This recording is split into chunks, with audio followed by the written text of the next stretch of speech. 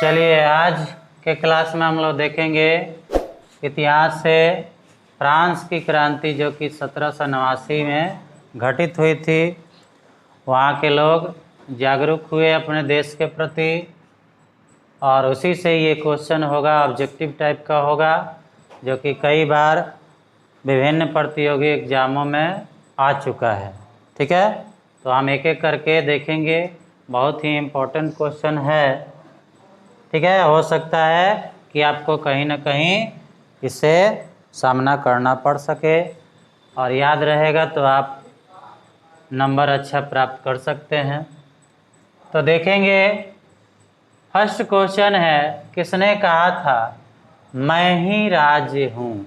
ठीक है, यानी ये फ्रांस का जो शासक था वो लुई 14वां, इसका ये कथन था कि मैं ही राज्य हूँ। ठीक है, किसका कथन था? लुई 14वां।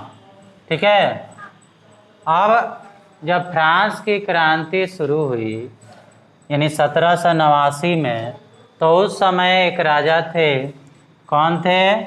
लुई 16वां। यानी लुई 14वां के बाद जब क्रांति की शुरुआत हुई, यानी क्रांति का जब समय था 1789, तो ये हो गए लुई 16वां।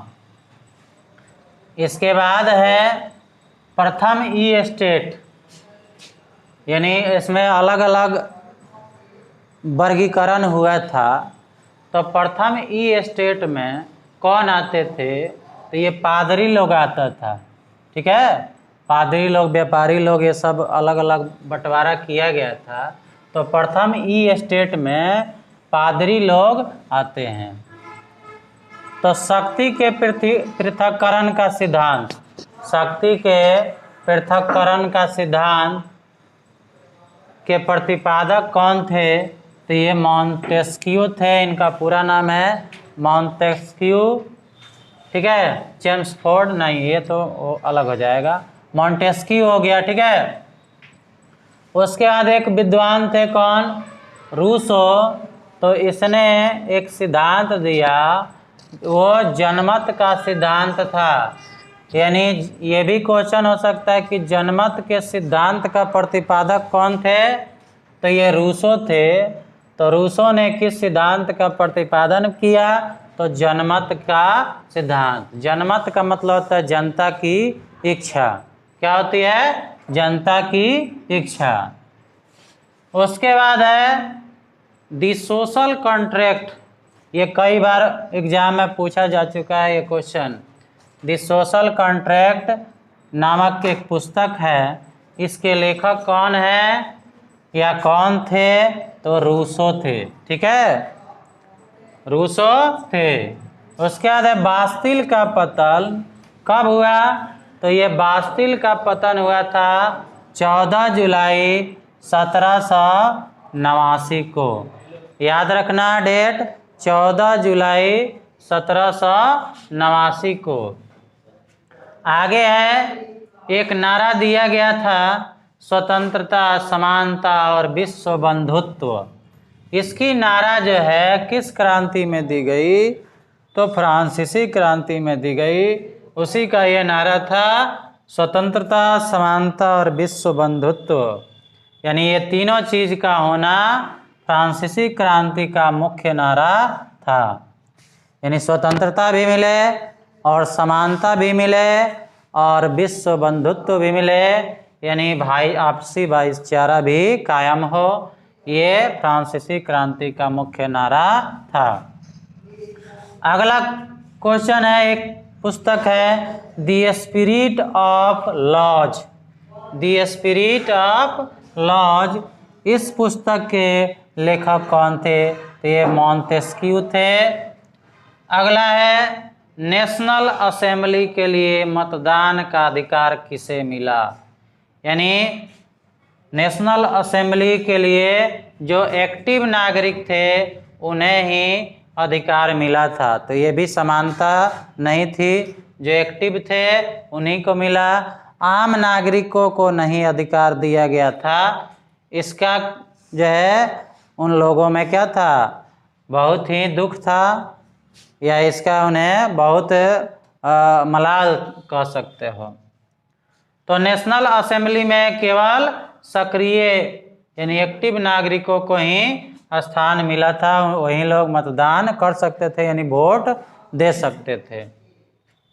अगला क्वेश्चन है 1789 की क्रांति के बाद यानी फ्रांसीसी क्रांति के बाद जो शासन व्यवस्था थी, कोई भी क्रांति होता है, जैसे भारत की स्वतंत्रता क्रांति हुई तो जब हमें आज़ादी मिल गई तो क्या शासन व्यवस्था स्थापित के लिए क्या बना, संसद बना। तो उसी तरह से फ्रांस में भी क्या बना, तो संवैधानिक राजतंत्र बना। ठीक है, यानी राजतंत्र या जनतंत्र कह सॉरी राजतंत्र है ना, तो राजा का शासन। तो 1789 की क्रांति के बाद फ्रांस में किस प्रकार की शासन व्यवस्था स्थापित की गई, तो संवैधानिक राजतंत्र की। उसके बाद है लुई 16वां कब फ्रांस की गद्दी पर बैठा, तो यह 1774 में ही फ्रांस की गद्दी पर बैठा था।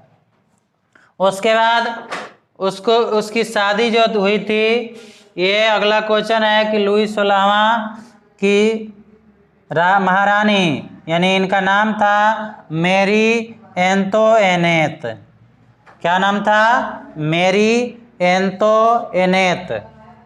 लुई 16वां की महारानी यानी पत्नी कौन थी, तो मेरी एंतोइनेट वह राजकुमारी थी।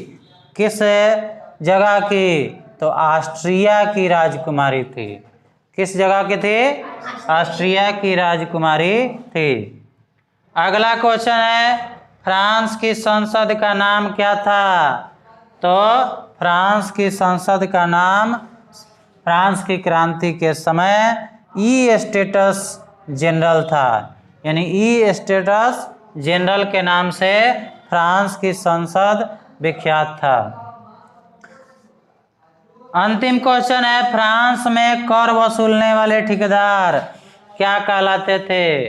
देखिए, टैक्स लिया जाता था, तो टैक्स वसूलने वाले जो ठेकेदार होते थे, यानी जिनके वो जिम्मे रहता था कि आप टैक्स वसूलिएगा, तो टैक्स फार्मर कहलाते थे। क्या कहलाते थे, टैक्स फार्मर। ठीक है, तो इस तरह से आपका ये ऑब्जेक्टिव क्वेश्चन हुआ। ठीक है, आप इसको नोट कर सकते हैं जिनको इम्पोर्टेंट लगे।